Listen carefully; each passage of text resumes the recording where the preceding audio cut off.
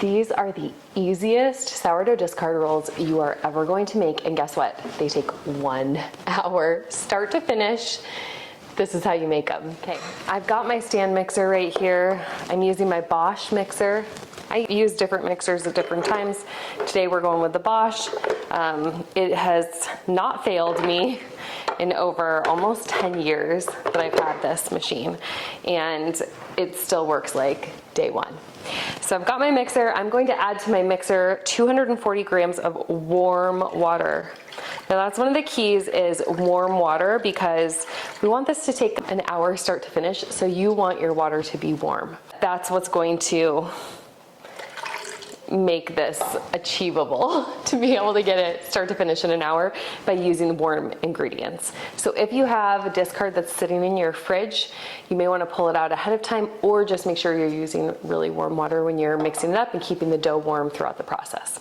So we've got our water in here. We're going to add to it instant yeast, our sourdough discard, egg, a couple other ingredients. Let's get it in the bowl. In goes our instant yeast. Now, this may seem like a lot of instant yeast. It is a lot of instant yeast, but we are using the power of this instant yeast to get this dough rising quickly. So that's why it may seem like a lot, because it is a lot. And then we're going to add in our sugar. And I like to mix together this instant yeast, the sugar, and the water all together at the beginning, just to make sure that I get really active yeast in here. You can see if you kind of mix it up a little bit, I'm already smelling this like yeasty smell coming up, and you can see how it's clumping together. That means my yeast is active. Technically with instant yeast, you don't need to add that step, but I like adding it just as reassurance to me that, okay, this is active. This is going to be able to raise my dough quickly. Okay, our next ingredient is going to be our sourdough discard. Now you can use active starter or you can use discard. I've got a big bowl that I have been working with today, so this is ready to be used and is a little bit runny, but it's not too old. I prefer discard that's not, super old. My kids prefer the more mellow flavor of those baked goods, so I tend to use discard that's not quite as old. If you were using discard that was really old, you will have more of that sour tang flavor. You also may need to add a little extra flour to your dough. You may have more acid in your dough, which is a liquid. Rinsing off my hands really fast, we're gonna add in our egg. We're gonna add in our melted butter. You can tear the scale in between every time you add it in, just to make sure you're getting the right measurements in there. Melted butter, salt. Definitely want the salt for the flavor of these rolls. You're not getting as much flavor because they're rising so quickly as you would in a typical roll that goes through those multiple rises. And so you definitely do want to add in the salt. Any extra flavor you can add in is good for these rolls. Then we're gonna add our flour. So I added in about 500 grams of the flour. I like to reserve a little bit of the flour just to add it back in as I'm mixing, to make sure that I'm not over flouring this dough. So I keep this to the side. While I'm mixing up the dough, I will add it in as needed. Okay, I'm gonna stop this for a second. Notice how this dough has all come together. It's still a little sticky, and that's because I need to add in that extra flour. So I'm gonna go ahead and add in a little bit more of this flour. I want the dough to do what it's doing by all going to one side. And then when I pick out a clump of dough from the bowl, I want it to be able to roll into a ball in my fingers and not have any sticky residue left behind. So let's see if we can get it to that. Okay, this is with some extra flour added in. This feels like it needs the rest of my extra flour. So I would just add the rest of it in. It did need that entire amount of flour. That's why I always recommend to just do a little bit at a time, and so that you don't overflour your dough. If you did end up adding too much flour, just drizzle in a little more liquid as it's kneading, and it will be able to come back together. So you can always save it, especially at this stage, But you just want, if the dough gets too much flour, they end up tough and dry and crumbly, and nobody wants that in a light and fluffy roll.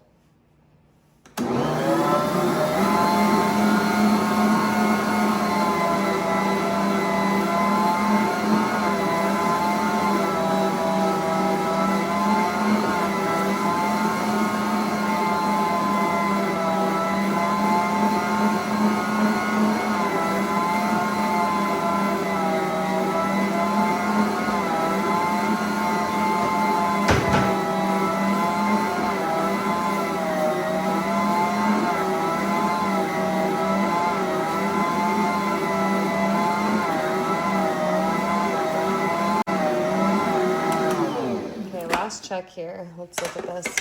That feels much better. It's tacky, not overly sticky to my fingers. I can roll it up into a ball. I don't have much residue left on my fingers. See that? So the amount of flour that I have in the recipe was perfect for this batch. If you had a wetter discard or something, you may need a little extra flour. So I'm going to keep letting this knead for about 5 minutes. Then we're gonna go straight into shaping the rolls.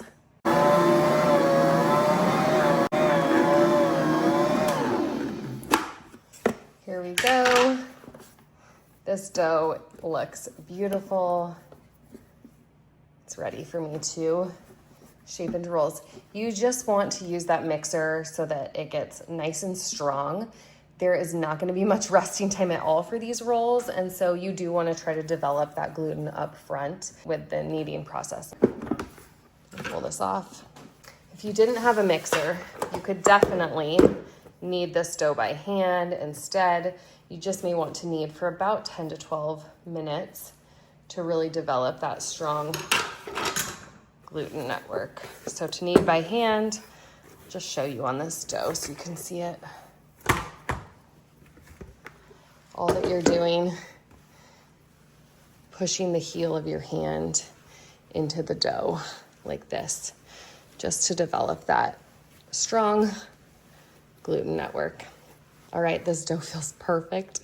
I'm ready to shape it up. Here is my beautiful bread dough. We're gonna go ahead. These rolls are gonna make 12 large rolls. If you wanted a little bit smaller rolls, you could do 16. You could even do 24 for like little slider size. We're gonna do 12 today. So I just cut these up using my bench scraper. You could use a knife too. And I'm gonna do, I think it's about 80, 90 grams per roll. And we're just gonna cut them into 12 pieces. And then I'm gonna show you how I shape these up.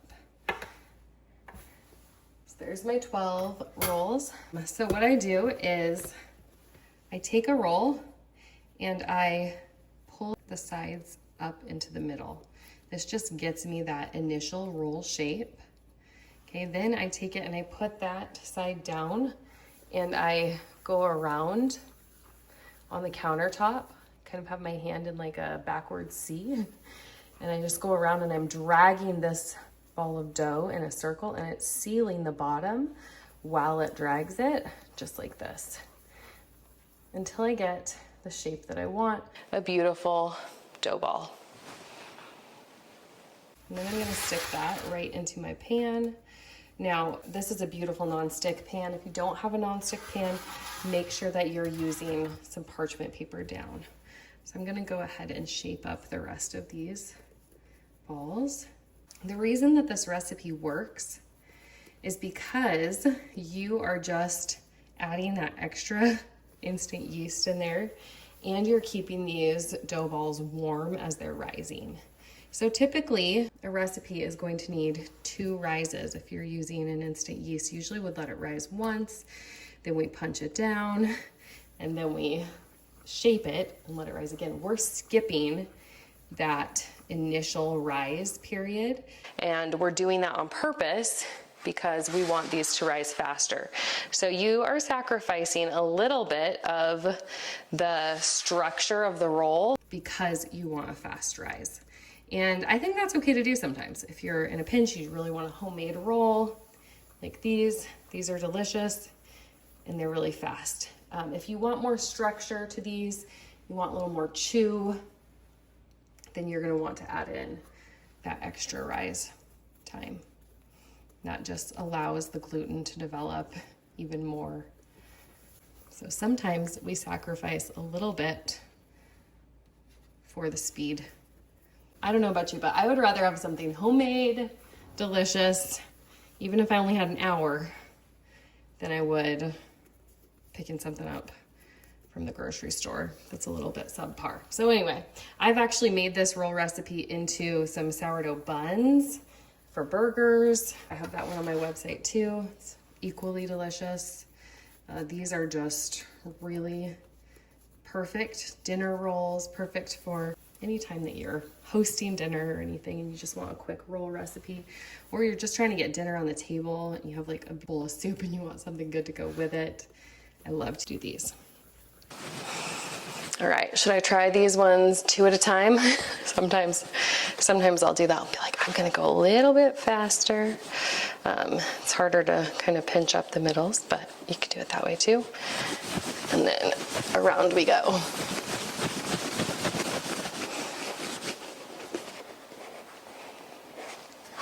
Last 2. And they go. We're gonna let these sit now. I do like to cover these up, let them rise in a warm spot about 30 minutes, and then we're gonna bake them. Here we are. It's been 30 minutes. Let's see how they look. Oh, those are gorgeous. Okay, these are ready to go.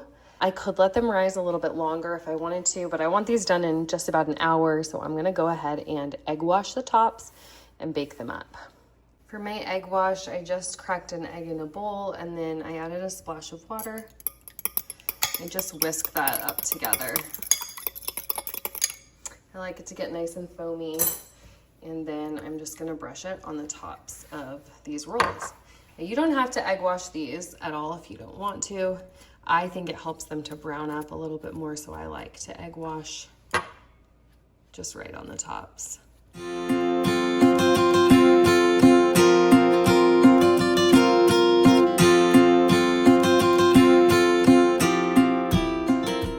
These are all ready to go into the oven. 375 in the oven, and they should get nicely browned on the top. Excited to show you them. Look how gorgeous.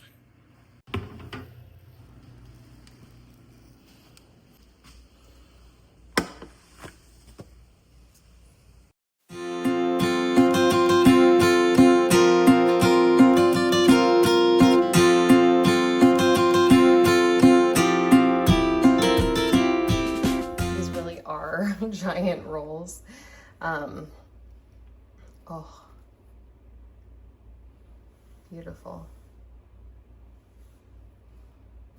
You can make them a little bit smaller if you want, 24, 16.